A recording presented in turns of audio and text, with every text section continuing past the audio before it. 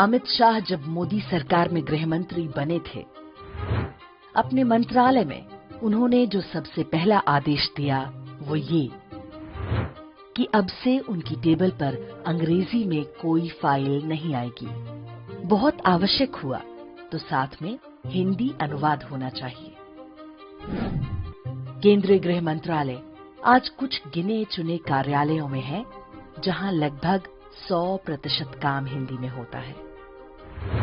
अमित शाह तो गुजराती हैं, तो फिर उनके मन में हिंदी के प्रति ये प्रेम कहां से आ गया? बड़े बड़े हिंदी भाषी नेताओं ने जो काम नहीं किया, भला वो एक गुजराती ने क्यों किया?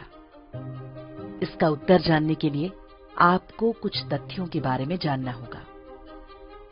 ऐसे तथ्य जिनके बारे में कोई बात नहीं करता। इसके लिए आपको ये वीडियो अंत तक देखना होगा, अन्यथा आप कोई गलत धारणा बना सकते हैं। संसदीय राजभाषा समिति की 37वीं बैठक में अमित शाह ने कहा कि हिंदी को अंग्रेजी का विकल्प बनना होगा। दो भारतीय जब आपस में बात करें तो उनकी भाषा हिंदी अथवा कोई भारतीय भाषा होनी चाहिए। इस सामान्य सी बात पर देश भर के कुछ हिंदी विरोधी भड़क गए। किसी का कहना है कि ये सांस्कृतिक आतंकवाद है, तो कोई कह रहा है कि इससे देश की अखंडता खतरे में पड़ जाएगी। ये मात्र संयोग नहीं है कि ऐसी मूर्खतापूर्ण बातें कहने वालों में सबसे आगे कांग्रेस पार्टी के नेता हैं। यह वो राजनीतिक दल है जो द्रविड़वाद के नाम पर ईसाई मिशनरियों का एजेंडा चला रहे हैं। वास्तव में स्वतंत्रता के बाद से ही भारत को बांटने के लिए भाषाओं के बीच खाई पैदा करने का कार्य आरंभ हो गया था। दक्षिण भारतीयों से कहा गया कि हिंदी आ गई तो उनकी भाषा और संस्कृति नष्ट हो जाएगी। दूसरी ओर उत्तर भारतीयों के मन मस्तिष्क में बिठा दिया गया कि हिंदी उनकी मातृभाषा और राष्ट्रभाषा है। जैसी हिंदी हम बोलते हैं वैसी ही तमिलनाडु और कर्नाटक के लोगों को भी बोलनी चाहिए। यदि किसी की हिंदी कुछ अलग है तो हमें उनकी हंसी उड़ानी चाहिए। इसके बाद आरंभ हुई हिंदी फिल्मों की खलनायकी। 60 और 70 के दशक में ढेरों ऐसी फिल्में बनाई गईं जिनमें दक्षिण भारतीयों को जोकर अथवा विदूषक की तरह दिखाया जाता था। ये मात्र संयोग नहीं हो सकता कि ऐसी घटिया फिल्में बनाने वाले अधिकांश निर्माता निर्देशक सरकारी टुकड़ों पर पलने वाले वामपंथी थे। उत्तर और दक्षिण के विभाजन की खाई मात्र कुछ वर्षों में खोद दी गई। अब इसे चौड़ा करने का काम चल रहा है। उत्तर भारत के लोगों ने मान लिया कि हिंदी उनकी मातृभाषा है और दूसरी ओर दक्षिण भारत के लोगों ने हिंदी को पराई मान स्वीकार करने से मना कर दिया। लेकिन क्या वास्तव में हिंदी उत्तर भारतीयों की मातृभाषा है? यदि हिंदी उत्तर भारतीयों की मातृभाषा है तो भोजपुरी, अवधी, ब्रज, बुंदेलखंडी, मैथिली, हरियाणवी, राजस्थानी, गढ़वाली, कुमाऊनी और गोंडी इत्यादि क्या है? ये वो उत्तर भारतीय भाषाएं हैं जिनका इतिहास हिंदी से भी पुराना है। इन सभी का समृद्ध इतिहास है। गोस्वामी तुलसीदास ने जो रामचरितमानस लिखी है वो भी हिंदी में नहीं बल्कि अवधी में लिखी है। छत्रपति शिवाजी महाराज और महाराजा छत्रसाल की वीरता का वर्णन करने वाले कवि भूषण ने भी हिंदी नहीं बल्कि ब्रज भाषा में अपने साहित्य की रचना की है। भोजपुरी तो एक ऐसी भाषा है जो सही अर्थों में अंतर्राष्ट्रीय है। ये आधा दर्जन से भी अधिक देशों में बोली और समझी जाती है।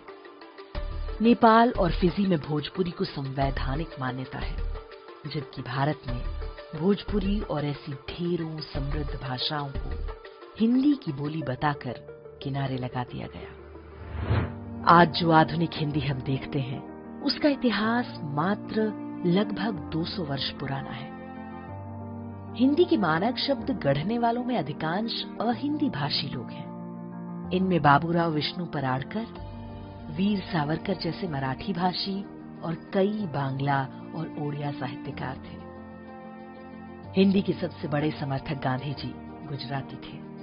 तो क्या हम कहें कि उन सभी ने हिंदी भाषा गढ़कर उत्तर भारतीयों पर थोप दी? वास्तव में ऐसा नहीं है। हिंदी को आधुनिक स्वरूप देने वालों ने जो भाषा गढ़ी थी वो सही अर्थों में अखिल भारतीय थी। इसका अपना व्याकरण था, शब्द संस्कृत और अन्य भारतीय भाषाओं से लिए गए थे, लिपि देवनागरी थी।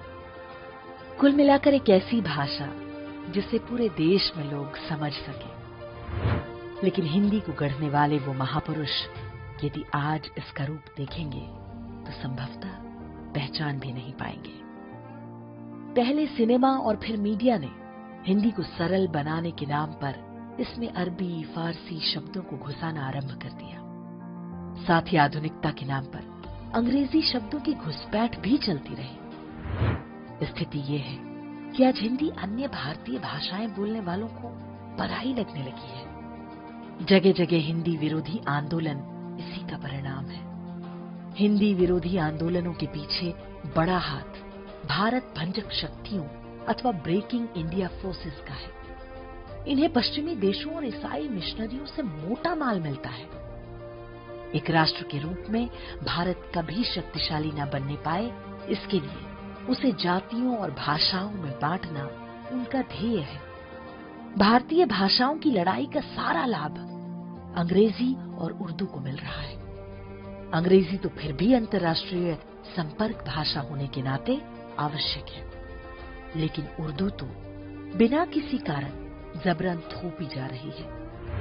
इस पर हमारे वीडियो का लिंक आप डिस्क्रिप्शन और कमेंट में देख सकते हैं। ये कांग्रेस, वामपंथ, ईसाई और इस्लामी असुरों का मायाजाल ही है कि उत्तर भारत के लोग आज अपनी समृद्ध भाषाओं और उसके साहित्य को भूलते जा रहे हैं।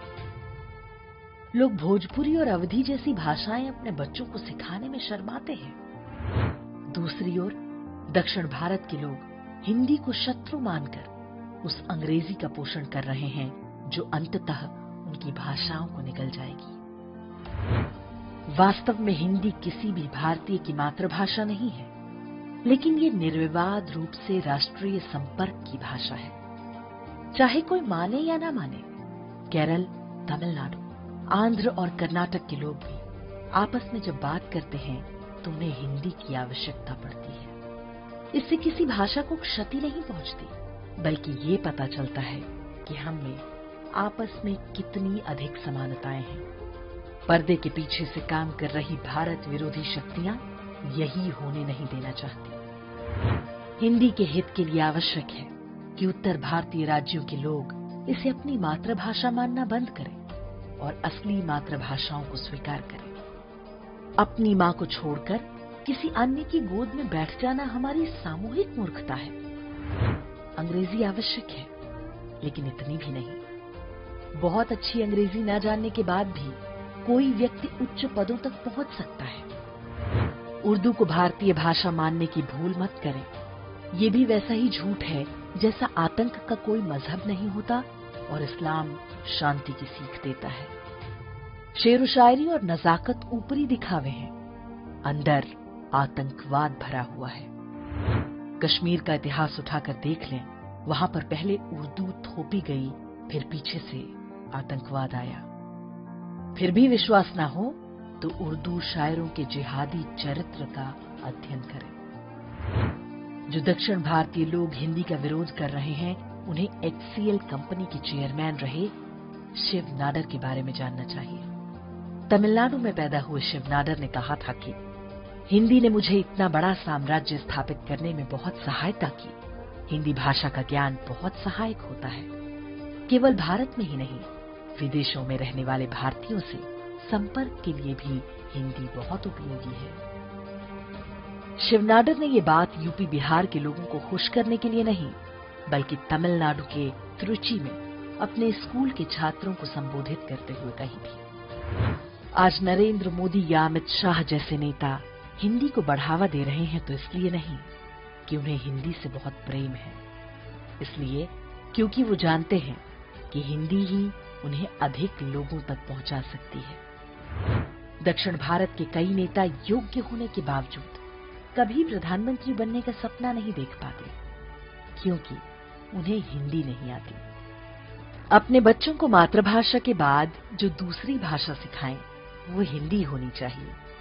और जिस राज्य में आप रहते हैं वहां की स्थानीय भाषा तो हर हाल में सिखाएं। रही बात हिंदी थोपने की, तो विश्वास रखें कि जो भाषा इतने दशकों में भोजपुरी, अवधी, ब्रज और मैथिली को नहीं खा सकी, वो तमिल, तेलुगु, कन्नड़ या मलयालम को क्या खाएगी।